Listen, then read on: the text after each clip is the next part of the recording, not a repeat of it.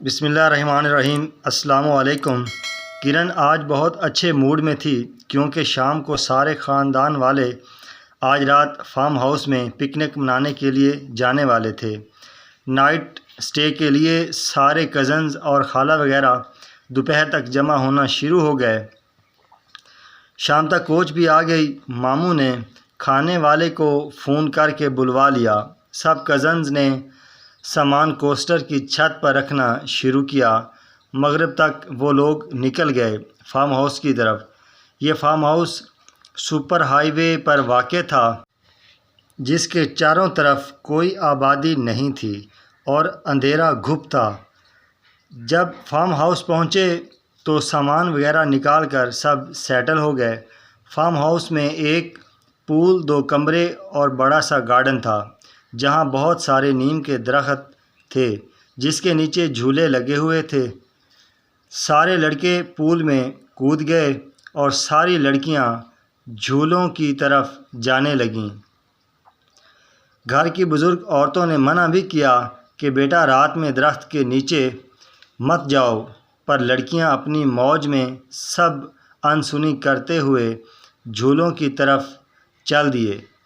کرن کی امی نے اسے کہا بھی اچھا بال تو باندھ لو، پر وہ انسنی کر کے چلتی بنی۔ جھولا جھولتے ہوئے کچھ دیر ہی گزری تھی کہ کرن کو لگا کہ کوئی پیچھے سے اسے جھولا جھلا رہا ہے۔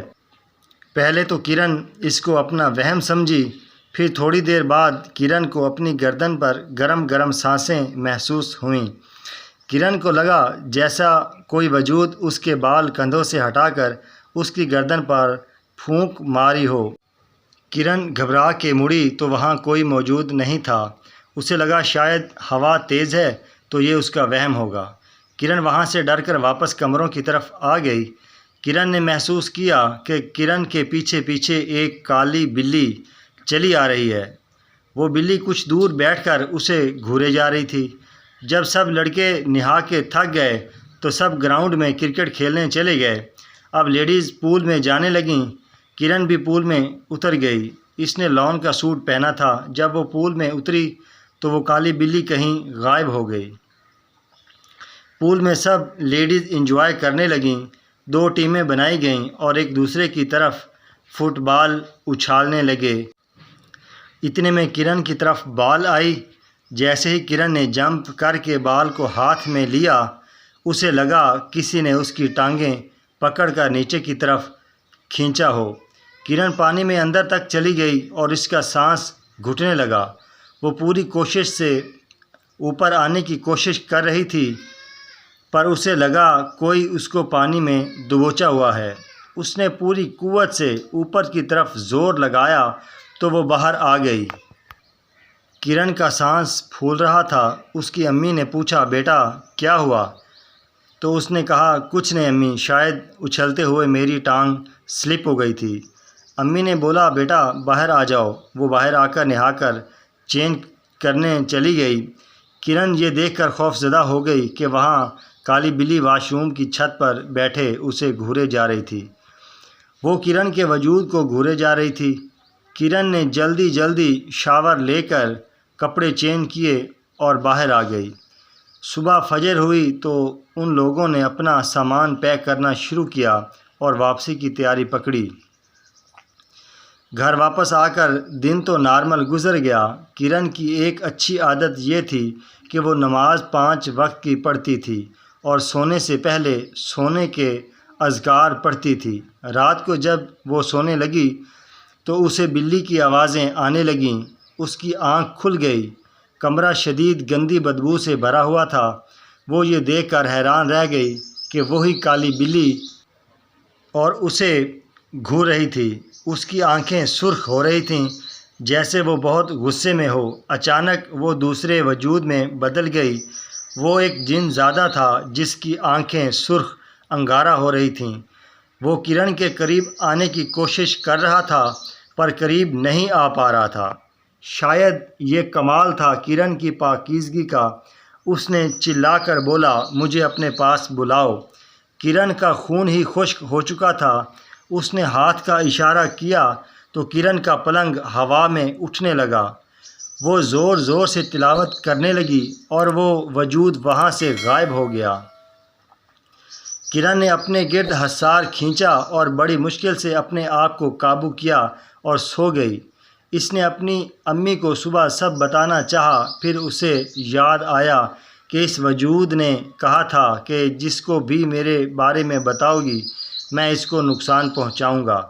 کرن صبح کالج چلی گئی۔ آج وہ اتنا تھک چکی تھی کہ شام کو تھوڑی دیر لیٹی تو اس کی آنکھ لگ گئی اور اسے پتہ ہی نہ چلا کہ کب مغرب ہو گئی۔ اچانک اس نے محسوس کیا کہ کوئی اس کی چادر کھینچ رہا ہے۔ اچانک اس کو اپنا وجود دبتا ہوا محسوس ہوا۔ اس کو اپنی گردن پر پھر وہی گرم سانسیں محسوس ہوئیں۔ اسے لگا کہ کسی نے اسے کاندھوں کو زور سے دبوچا ہوا ہے۔ وہ کچھ پڑھنے کے لیے منہ کھولنا چاہتی تھی کہ کسی نے زوردار تھپڑ اس کے منہ پر مارا اور وہ تقریباً بے ہوش ہو گئی۔ کرن بے بسی میں اپنے آپ کو چھڑانے کی کوشش کر رہی تھی اور وہ وجود اس کے جسم کو درندوں کی طرح دبوچ رہا تھا کہ اس نے پوری قوت سے اللہ اکبر بولا اور اس وجود کو اپنے اوپر سے ہٹتا ہوا محسوس کیا۔ وہ اللہ اکبر کہتی ہوئی اپنی امی کے روم کی طرف بھاگی۔ اسے لگا کوئی اس کے پیچھے آ رہا ہو۔ اس نے زور زور سے امی کا دروازہ کھٹکھٹایا۔ امی نے پریشانی میں جیسے ہی دروازہ کھولا وہ روتے ہوئے اپنی امی سے لپٹ گئی۔ اس کے چہرے پہ لال انگلیوں کے نشان چھپے ہوئے تھے۔ اس کی ناک سے خون نکل رہا تھا۔ اس کی امی نے پوچھا، بیٹا بتاؤ کیا ہوا؟ میرا کلیجہ پھٹا جا رہا ہے۔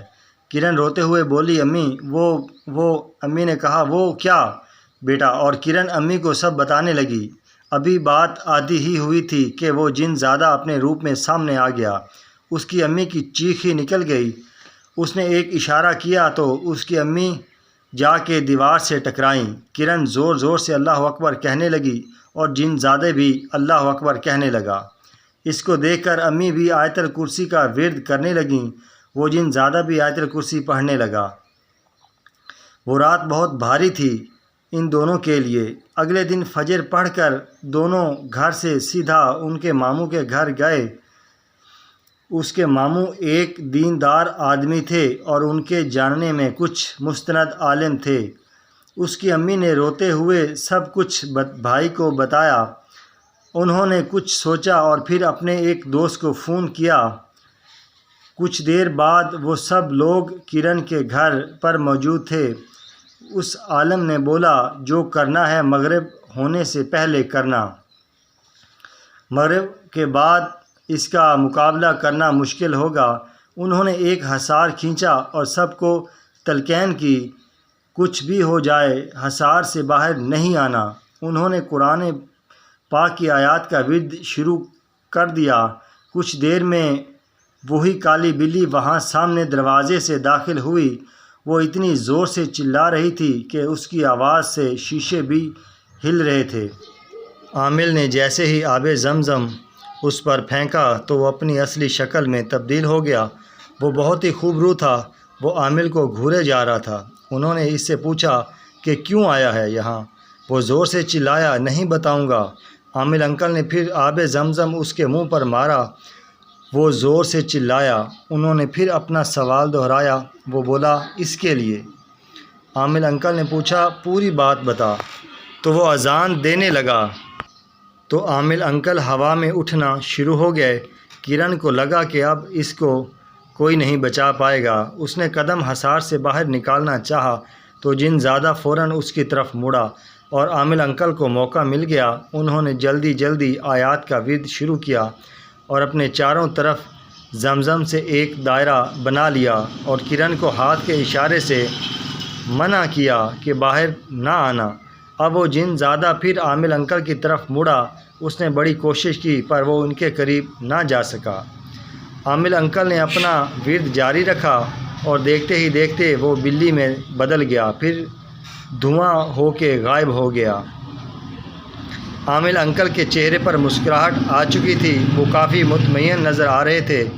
انہوں نے سب کو بلایا اور اپنا کارنامہ دکھانے لگے یہ ایک بہت طاقتور جن زادہ تھا۔ کرن کی ایک غلطی نے اس کو اس دردناک عذاب میں مبتلا کر دیا تھا۔ اب کرن کو وہ وظیفہ روز پڑھنا تھا۔ مغرب کی نماز کے بعد ایک دن کرن وہ پڑھنا بھول گئی اور اسے اپنے کمرے میں پھر وہی بدبو محسوس ہونے لگی۔ اسے یاد آیا کہ وہ وظیفہ پڑھنا بھول گئی ہے اور اس نے جلدی جلدی ورد شروع کیا۔ اس کی ذرا سی غلطی سے وہی سب دوبارہ شروع ہو سکتا تھا۔ پھر وہ سو گئی۔ کرن صبح اٹھ کر تیار ہونے لگی۔ جیسے ہی نہانے کے لیے وہ واش روم گئی، اسے لگا کہ اس کے بالوں کو پانی میں کوئی مسل رہا ہے۔ وہ گھبرا کر مڑی تو وہاں کوئی نہیں تھا۔ اس نے جلدی جلدی نہا کر یونیفارم پہنا اور کالج کے لیے نکل گئی۔ کرن کو انجانا سا خوف محسوس ہو رہا تھا۔ اسے لگا شاید اس کے وظیفہ ٹائم پر نہ پڑھنے کی وجہ سے عامل انکل کا عمل زائل ہو گیا۔ وہ پورا ٹائم کالج میں کھوئی تھی کہ اتنے میں ایان، جو اس کا اچھا دوست تھا، وہاں آ گیا۔ اس نے پوچھا، میں صبح سے دیکھ رہا ہوں تم بہت پریشان لگ رہی ہو۔ اس نے ایان کو سب بتایا۔ ایان نے بولا کہ تم عامل انکل کو دوبارہ بلا لو، تو اس نے بولا کہ وہی تو مسئلہ ہے کہ عمرے پر گئے ہوئے ہیں اور 10 دن بعد لوٹیں گے۔ اسی دوران اسے متلی ہونے لگی۔ وہ امید سے ہو گئی تھی۔ اس کی طبیعت ٹھیک نہ تھی۔ وہ بڑی مشکل سے گھر واپس آئی اور کپڑے چینج کر کے کھانا کھانے بیٹھ گئی۔ دوپہر کو جب اس کی آنکھ لگی تو اسے لگا جیسا کسی کا ہاتھ اس کو چھو رہا ہو۔ اس کے جسم میں کپ کپی سی دوڑ گئی۔ اچانک سے اسے لگا جیسا کوئی اس کے چہرے کے قریب آیا ہوا ہے اور وہ کسی کو اپنے برابر میں لیٹا ہوا محسوس کرنے لگی۔ کسی نے اس کے کان میں سرگوشی کی، کیسی ہو کرن؟ اور کرن کو تو جیسے سانپ سونگھ گیا۔ اس نے بڑی مشکل سے اپنے جسم کو پلٹانے کی کوشش کی تو وہی جن زادہ اس کے برابر میں موجود تھا۔ اس نے غصیلے لہجے میں کہا، میں نے منع کیا تھا نا کسی کو میرے بارے میں بتانے کو، پھر بھی تم نے ایان کو سب بتا دیا۔ اب دیکھو میں اس کے ساتھ کیا کرتا ہوں۔ کرن روتے ہوئے گڑ گڑائی کہ اس کو کچھ مت کہنا۔ وہ ہنسنے لگا، بولا، اگر اس کی سلامتی چاہتی ہو تو میرے بچے کا خیال رکھنا، اور آج کے بعد میرا ذکر کسی سے مت کرنا، نہ ہی کوئی عمل یا وظیفہ پڑھنا۔ کرن کے آنسو جاری تھے۔ اس نے ہاں میں سر ہلا دیا۔ کرن اب بے بس تھی۔ اس نے بولا کہ اب بولو کہ آؤ میرے پاس۔ کرن نے نہ جانے کیا سوچ کر بولا، اتنی بھی کیا جلدی ہے؟ تم رات میں آنا، میں تیار رہوں گی۔ وہ مسکراتے ہوئے غائب ہو گیا۔ شام تک کرن نے انٹرنیٹ پر کئی طریقے ڈھونڈے اور رات کو جب وہ سونے لیٹی تو اس سے کسی کا ہاتھ اپنے جسم پر محسوس ہونے لگا۔ اس نے اس کو کاندھوں سے پکڑ کر زور سے دبایا اور بولا کہ بولو، آؤ میرے پاس۔ کرن نے یہ پڑھ رکھا تھا کہ جب تک انسان خود سے اجازت نہ دے، جنات انسانی جسم پر پورا قابض نہیں ہو سکتے۔ کرن نے اپنی پوری طاقت سے اس کا ہاتھ پکڑا اور اس کو دبوچ کر اس کے جسم پر آب زمزم انڈیلنا شروع کر دیا۔ اس نے یہ طریقہ انٹرنیٹ سے پڑھا تھا۔ اگر آب زمزم پورا جنات کے جسم پر ڈالا جائے، ایسے کہ ان کے جسم کا کوئی حصہ بھی سوکھا نہ رہے، تو وہ جل کر خاک ہو جاتے ہیں، پر اگر تھوڑا سا حصہ بھی سوکھا رہ گیا تو وہ بچ جاتے ہیں۔ کرن پہلے ہی پورا کین چھپا کر لیٹی تھی۔ اب وہ جن زیادہ چیخیں مار رہا تھا، پر کرن اس کو مضبوطی سے پکڑے ہوئے تھی اور زمزم انڈیلے جا رہی تھی۔ جہاں جہاں زمزم کا پانی گرتا وہ حصہ گل کر گرنے لگتا۔ دیکھتے ہی دیکھتے اس جن زادے کا پورا جسم پگھل کر کرن کے بیڈ پر مادے کی شکل میں پھیل گیا۔ کرن چیخ چیخ کر رو رہی تھی۔ کمرہ بری بدبو سے بھر گیا تھا۔ اس کی آواز سن کر اس کی امی بھی آ گئیں اور بھاگ کر کرن کو گلے لگا لیا۔ اس طرح کرن اس جن زادے سے آزاد ہو گئی۔ تو دوستو، اگر آپ کو ویڈیو اچھی لگی ہو تو ہماری حوصلہ افزائی کے لیے میرا چینل آصف بخاری سکلز سبسکرائب ضرور کیجیے گا۔ جزاک اللہ۔